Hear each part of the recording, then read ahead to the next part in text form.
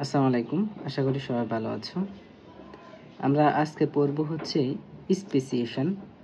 তো স্পেসিয়েশনটা হলো তোমার একটা প্রজাতি থেকে নতুন একটা প্রজাতি সৃষ্টি হওয়ার যে প্রক্রিয়া, এটাকে আমরা বলি হচ্ছে তোমার স্পেসিয়েশন। তো এই স্পেসিয়েশনটা যে মেজর যে কয়েকটা স্পেসিয়েশন রয়েছে তার মধ্যে হচ্ছে অ্যালোপেট্রিক এবং হচ্ছে সিম্পেট্রিক উল্লেখযোগ্য। তো আমরা আসো প্রথমে দেখব হচ্ছে অ্যালোপেট্রিক স্পেসিয়েশন। তো আমরা হচ্ছে এগুলো একটু সহজভাবে ব্যাখ্যা করার চেষ্টা করব যাতে তোমরা খুব সহজে বোঝো। প্রথমে একটু এখানে দেখো ডেফিনেশনটা। Allopatric speciation is speciation that result when a population is separated by a physical barrier. অর্থাৎ এটা আমাদের জন্য গুরুত্বপূর্ণ। অর্থাৎ হচ্ছে তোমার একটা নির্দিষ্ট একটা রিজিয়ন থাকবে, এখানে হচ্ছে তোমার মনে করো একই প্রজাতি থাকবে, একই প্রজাতির সবাই, এবং হচ্ছে কোনো একটা কারণে মনে করো এই রিজিয়নটা কোনো একটা কারণে মনে করো দুটা ভাগ হয়ে গেছে।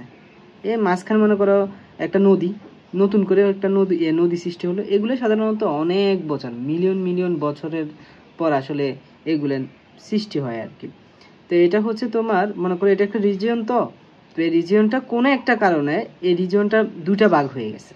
তো এটাকে আমরা বলতেছি হচ্ছে ফিজিক্যাল ব্যারিয়ার, অর্থাৎ হচ্ছে দুটা আলাদা হয়ে যাওয়া। এবং হচ্ছে এই আলাদা করার জন্য তোমার হচ্ছে এখানে মনে করো একটা নদী ধরলাম আমরা, এবং হচ্ছে তাহলে এখানে দুটা রিজিয়ন হয়ে গেল।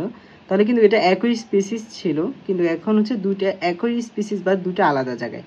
এবং হচ্ছে তুমি দেখো যদি এই দুটা আলাদা জায়গা যদি তোমার মনে করো এই জায়গার সূর্যের আলো বলো, আর্দ্রতা বলো, টেম্পারেচার বলো মনে করো একরকম, এবং হচ্ছে এই রিজিয়নটার টেম্পারেচার এবং হচ্ছে আর্দ্রতা এগুলো মনে করো হচ্ছে আরেক রকম।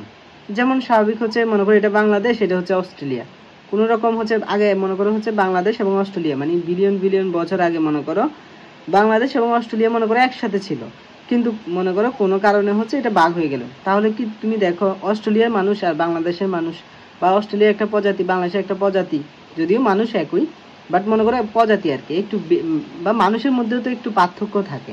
হ্যাঁ, এই পার্থক্যটা যদি তোমার মিলিয়ন মিলিয়ন বছর অতিবাহিত করে তাহলে দেখা যায় কি তোমার হচ্ছে এখানের এই রিজিয়নের মানুষ বা এই রিজিয়নের স্পিসিসটা যেমন হবে, এই রিজিয়নের স্পিসিসটা একটু মানে হচ্ছে ভিন্ন হবে।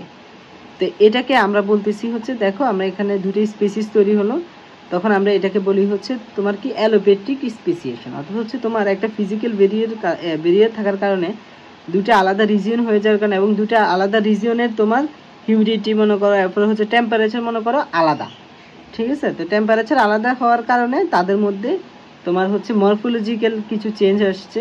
এই চেঞ্জগুলোর কারণে তারা দুটা স্পিসিসে কনভার্ট হয়েছে। তো এই স্পিসিসে এই যে নতুন স্পিসিসটা তৈরি হলো এটাকে আমরা বলি হচ্ছে অ্যালোপেট্রিক স্পেসিয়েশন।